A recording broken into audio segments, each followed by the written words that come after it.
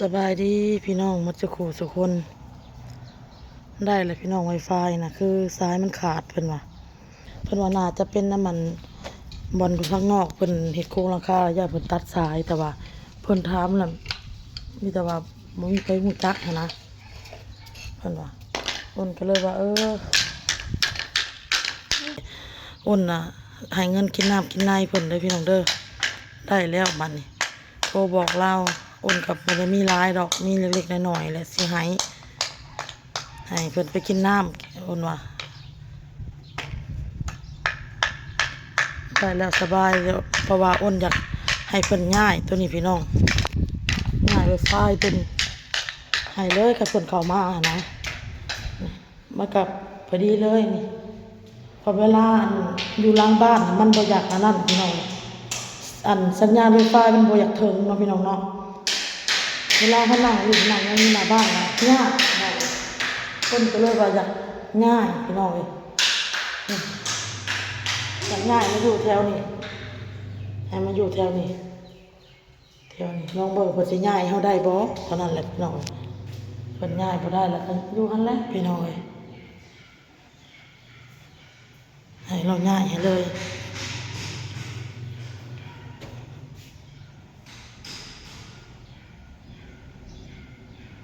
เพราะว่าสาย Wi-Fi น่ะมันเป็นสายแก้วพี่น้องเอ้ยสูตรนิดนึงมันก็แตกมาหนึ่งก็บ่ได้พี่น้องเอ้ยสายนั่นแล้วมั้งเบิ่งพี่น้องเท้านี่หายไปน้ำเขาบัด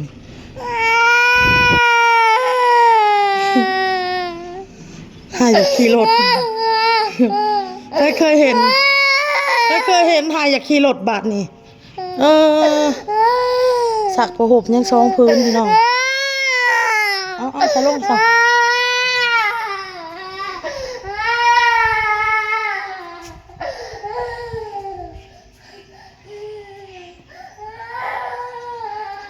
หายอยากไปบัดนี้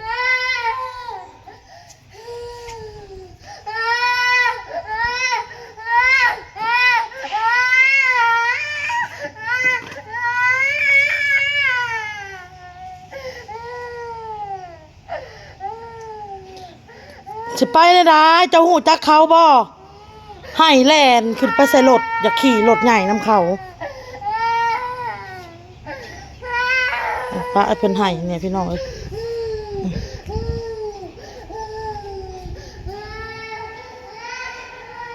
สนใจพี่น้องเบิ่งเด้อ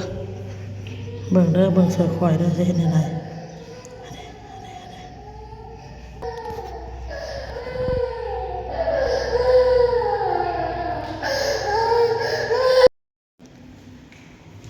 เพิ่นมาแล้วพี่น้องเอ้ยโอนอยากง่ายตัวนี้แหละเพราะมาติดตั้งอยู่นี่พี่น้องง่ายไฟตัวพออยู่หลังบ้านมันบ่อยากถึงเวลานั่งอยู่หลังบ้านลิ้นอยู่หลังบ้านนะเพิ่นมาสิลองถามเพิ่นครับเพิ่นง่ายให้ได้ก็สิง่ายเพิ่นง่ายบ่ได้แล้วก็อยู่วังนี้แหละสบายดีพี่น้องมากินข้าวอยู่เอื้อนเอื้อยเด้อพี่น้องเด้อป้ามอนเพิ่นมาเล่นเพิ่นก็เลยโทรมาเล่นมากินหมักสมโอเพิ่นซื้อหมักสมโอมาเพิ่นมาเห็นแกงหน่อไม้โอ้ละคิดจะแกงหน่อไม้เพิ่นหน่อไม้ก็3-4หน่อนี่แหละโอ้คือสิบ่พอแกงว่ะหน่อไม้นี่เพื่อนก็บ่ออกแล้วเดี๋ยวนี้หน่อไม้แก่มันมาช่วงมาช่วยรดน้ำมาให้ได้กินข้าวนี่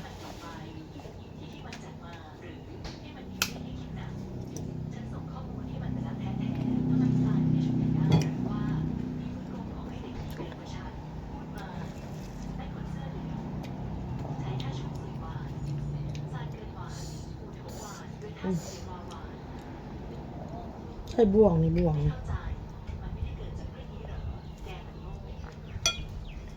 ีแห้งแล้วมีแห้งสักผ้าสักแพรสักเครื่องสักของแล้วเรียบร้อยแล้วWi-Fiก็ได้แล้วเรียบร้อยพี่น้องเลย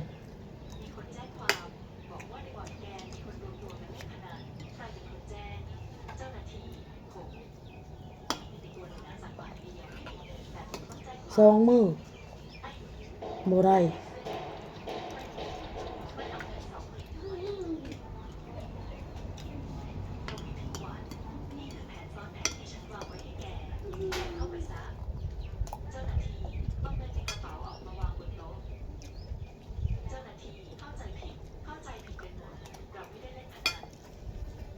ก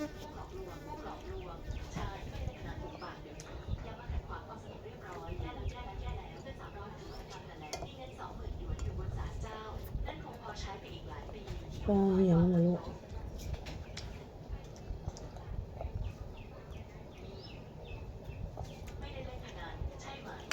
อืมเหี่ยวหมดเลยเย็นแกงหน่อไม้อะไรวะกินได้แกงหน่อไม้ไงกินโลดเป็นแบบโกชิเททิมนะโยกกระบาลในนั้นนะกินได้หมด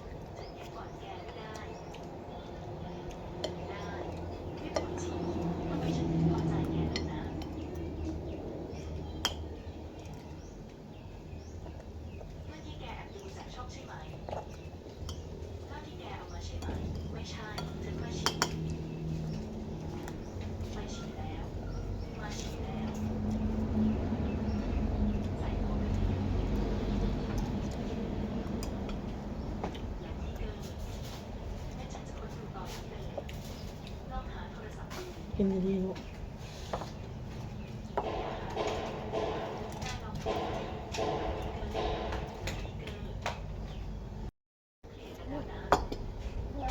กินลูกกินกินกินตื่นนอนแล้วก็พาไปข้างนอกเลย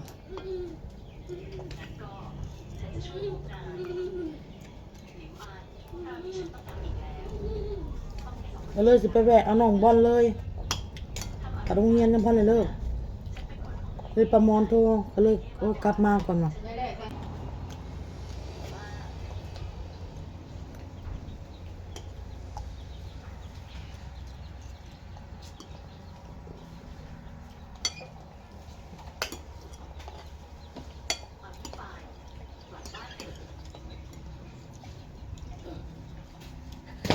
โอ้ยลูกข่อยลูกอ่ะไอ้มีสมองหวงเลยนะอืมอืม แม่ก็ให้บ่มีอยู่ในเรือนนะบ่ได้โคตรหน่อบ่ได้โคตรโกง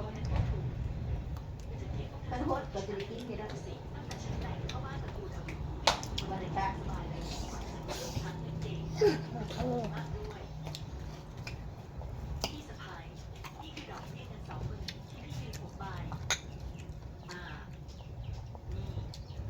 เราซื้อมาจากตลาดมะม่วงเนี่ย แล้วบ่ฮู้คืออาหารเขาขายนี่ ไปแล้วพี่น้องเอาคลิปนี้พ่อกับคลิปหน้าจ้าสบายดีพี่น้องบายบายบายบายบายบายได้ไหมบายบายบายเนี่ย